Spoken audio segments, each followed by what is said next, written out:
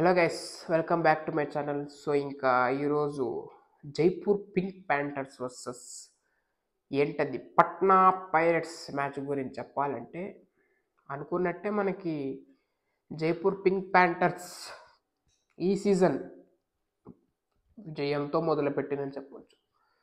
So అక్కడ మనకున్న Andhra paper మనం చూసుకుంటే అదేంటో కానీ ఈ సీజన్ కొద్దిగా స్ట్రాంగ్ అనిపిస్తున్న టీంలు ఓడిపోతున్నాయి ఇనీషియల్ మ్యాచెస్. అదేంటో కానీ మనం స్ట్రాంగ్ లేదు అనుకున్న టీంలు గెలుస్తున్నాయి, ఒక్క బెంగళూరు బుల్స్ తప్ప. సో దీని గురించి అయితే మనం డీటెయిల్గా మాట్లాడుకున్నాం. సో ఇప్పుడు ఫస్ట్ జైపూర్ పింక్ ప్యాంథర్స్ గురించి అయితే చెప్పాలనుకుంటా. సో ఆల్మోస్ట్ మనకి లాస్ట్ సీజన్ కన్నా కొద్దిగా ఇంప్రూవ్డ్ వర్షన్లో అయితే దిగారు జైపూర్ పింక్ ప్యాంథర్స్. సో ఎక్కువ ఇంప్రూవ్డ్ అని చెప్పలేము, ఎందుకంటే అక్కడ మెయిన్ రేడర్ అయినటువంటి అర్జున్ దేశ్వాల్ అయితే వాళ్ళు వదిలేసుకున్నారని చెప్పొచ్చు. One of the best top raider అని చెప్పొచ్చు జైపూర్కి ఎప్పుడు కూడాను, వాళ్ళైతే వదిలేసుకోరని చెప్పొచ్చు.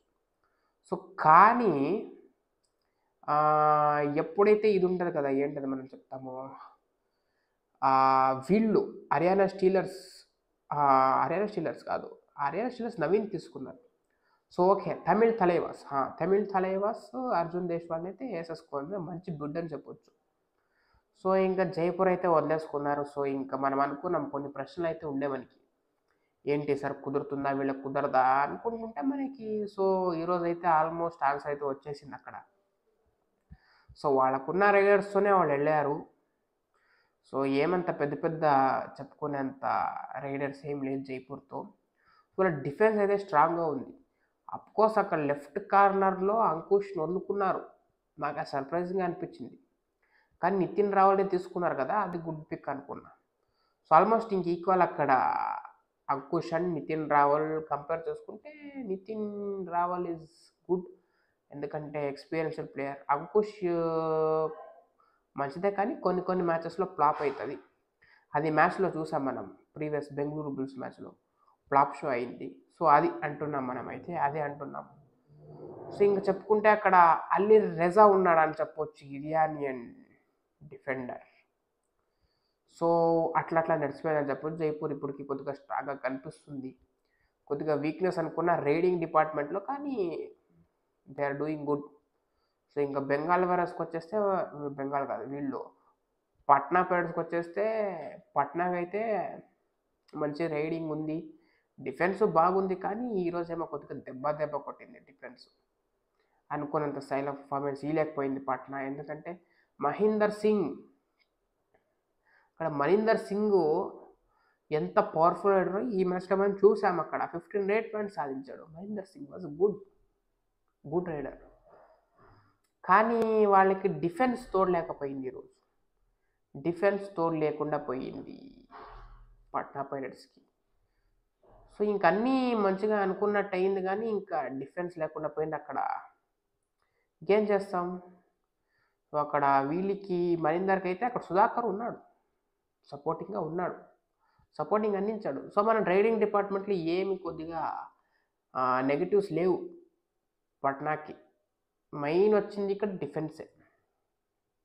డిఫెన్స్ దా మ్యాటర్ అని చెప్తున్నాం మనం, అది మ్యాటర్ అయింది.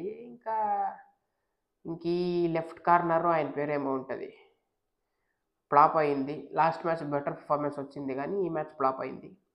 అంటే రైట్ కార్నర్లో కూడా అనుకున్నంత స్థాయిగా రావట్లేదు. కాబట్టి ఇంకా ఎన్నిసార్లు రావట్లేదు అంటారు చెప్పండి. సో ఇంకా పెద్దగా హార్ట్ అటాక్ వచ్చిందని చెప్పొచ్చు పట్నా టీంకి. సో ఇంకేం చెప్తాం, ఆల్మోస్ట్ ఇంకా దగ్గరకు వచ్చారు కానీ నిలవలేకపోయింది, కూలిపోయిందని చెప్పొచ్చు. సో అది పట్నా పరిస్థితి. సో ఇంకా జైపూర్ పరిస్థితి ఎట్లుందంటే, ఫస్ట్ మ్యాచ్ గెలిచేసుకున్నారు. సో ఆల్మోస్ట్ బాగా అయిందని చెప్పొచ్చు. సో ఇంకా అది చెప్తాము. సో ఇంకేం ఇంప్రూవ్మెంట్స్ ఏం లేదు మేజర్గా అక్కడ జైపూర్ది. సో ఇంకా కొద్దిగా డిఫెన్స్ కొద్దిగా చూసుకుంటే సరిపోతుంది, కానీ రైడింగ్ విషయంలో ఏం లేవు. రైడర్స్ మంచిగా పర్ఫార్మెన్స్ వస్తుంది కాబట్టి ఇంకేం లేదు. సో ఇక్కడ పట్నా చూసుకుంటే అక్కడ రైడింగ్ డిపార్ట్మెంట్ వదిలేయాల్సిందే, ఎందుకంటే వాళ్ళు ఆల్మోస్ట్ పర్ఫార్మెన్స్ వస్తుంది.